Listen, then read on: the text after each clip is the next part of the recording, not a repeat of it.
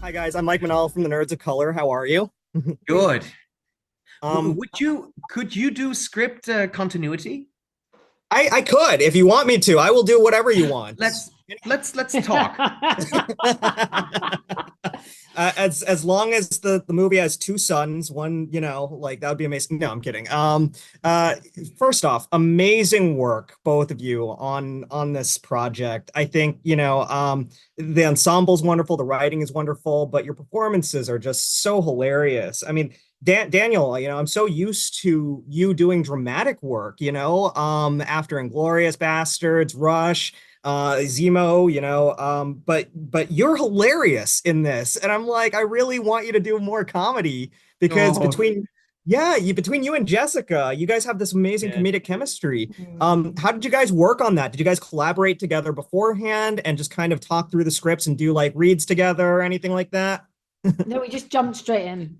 Just jump Pretty straight in. Wow. much. Yeah, just pretty much jumped straight in. I mean, we Yeah. kind of did talks around the table with everybody else and stuff, but it wasn't really about, we didn't really kind of pair off and do stuff. We just kind of all just jumped straight in and just, just tried to just, personally, it's almost like I look around and I'm just like, I need to just keep up with everybody.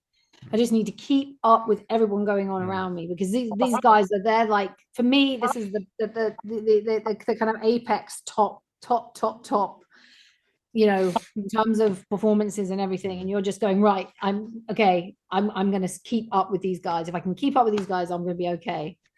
And I mean, what you said is true. I've been waiting probably for 26 years to get this opportunity because I felt so often so wrong in my own country in Germany when I thought like you know these are the comedies that you're doing, and I never found them funny. I always felt that I'm in the wrong country, and then to be invited to this show with the finest talents from Britain and America, coming from all over the place, from film and TV theater, Broadway, stand-up comedy, was just a gift. And then you get to work with Jessica Hynes, who was an icon. It made it very easy for me to respond and to play around then with the scenes and with my character. So yeah. It's so brilliant, and I honestly think you do such a good job that the words "let's fuck" are going to be on your tombstone like forever because like at the end of every shoot. Oh my God. My absolute point of what I love is Eric's hiccups when Eric gets the hiccups. It just, and it's every single hiccup is just golden and it comes out of nowhere. Suddenly the timing is absolutely precision perfect. That was really hard not to laugh. Eric's It was so hiccups. funny. It was so funny. Amazing. So And funny. Je Jessica, when you say that you were keeping up with everyone, I think you're selling yourself short. And Daniel's absolutely right. You're a legend. I've been a fan of yours dating all the way back to Spaced. Your work with your work with ensembles is just brilliant.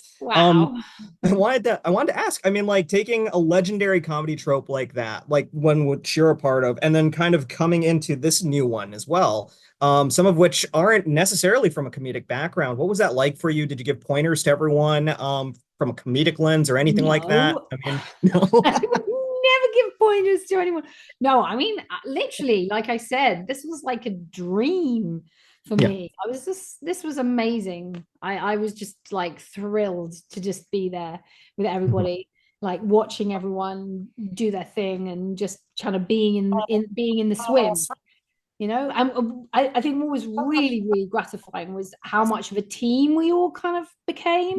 That was, I feel like, so good in comedy to feel like you're a troupe, you Mm. know. Yeah. So we kind of, I think we sort of became like the annoying stage school kids of this. We kind of did. We were kind of like, hey guys, we were like, we were the ones everyone was like, oh God, here they come. We really were kind of Count Olaf's entourage. We were really, really, and it was just fun. and that as that bonding kind of offset, and like kind of when we're kind of waiting to do our bits, I think it really helped us bond and stay connected on set as well while we were working. And that was just the best part about it for me. The amount of play on and off set was just like next level. It was just. And then also then later on in the show, when I saw that we were coming to an end, I got very sentimental. There was some moments when I was looking at the whole gang, that some of these scenes where we were all together in that cave, you remember? Oh yeah. And then I was just thinking, this is a wonderful bunch of people, really, and I care for them.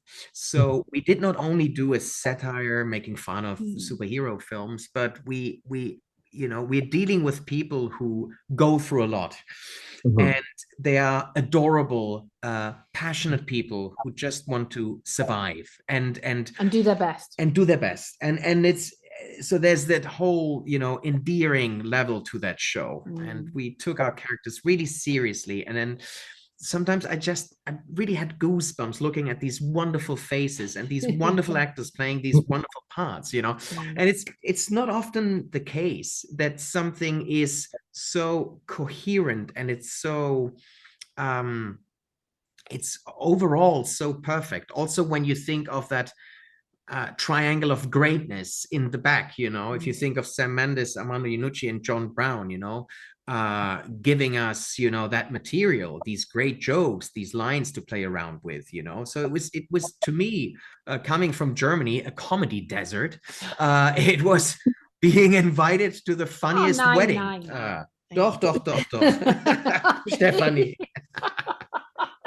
If I can ask one final question of Daniel, being in this in the franchise and just, this amazing performance of yours, do you think that this is a declaration that there's no more Zemo? A show about, no superhero movies and kind of spoofing them. No. I wouldn't say no. I'm not dead.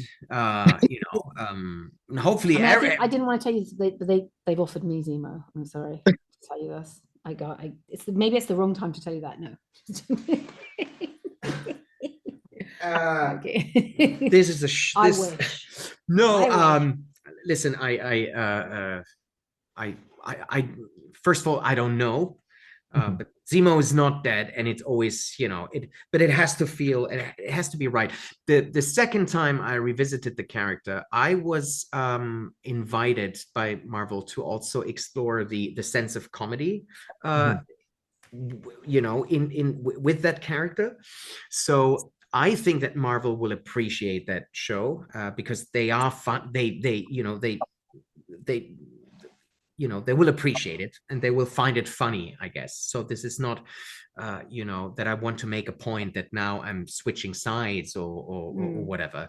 I just thought it was a very clever idea to do this show. And again, not only because it is a satire, but it's actually celebrating the people who work on these franchise films. And that is why I think the comic fans and also the people at Marvel, because they're smart, will enjoy it, because ultimately it's about very passionate people who do these kind of movies. All these lovely crew members that I've been working with on a Marvel set or on any other set, it's about these people, and this I think is what people will take away from that show.